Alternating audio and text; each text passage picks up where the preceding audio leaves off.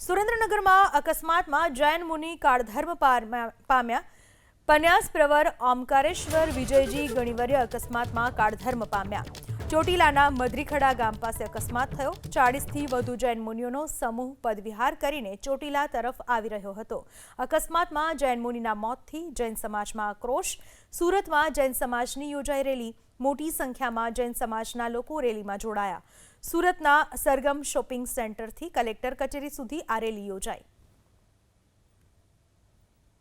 વર્તમાનમાં 20 મે 2026ના રોજ બે દિગંબર જૈન સાધ્વીજીની ઈરાદાપૂર્વક એમની હત્યા કરવામાં આવી, એક્સિડન્ટ કરવામાં આવ્યો છે અને તે અત્યારે તો પકડાઈ તો ગયો છે, પણ એની પાછળ જે કંઈ ષડયંત્રકારી છે, જેને કરાવી છે અથવા સંમિલિત છે તેવા લોકો માટે ને તાત્કાલિક ફાસ્ટ ટ્રેક કોર્ટમાં કેસ ચલાવી એને કડકથી કડક સજા મળે। સાથે સાથે ગઈકાલે 28 તારીખે ચોટીલા રાજકોટ પાસે ચોટીલા ગામમાં જે અમારા પન્યાસ ઓમકાર શેખર શ્રીજી મહારાજ સાહેબની જે એક્સિડન્ટ રૂપે પણ હત્યા થઈ છે એ પણ ખૂબ નિંદનીય છે।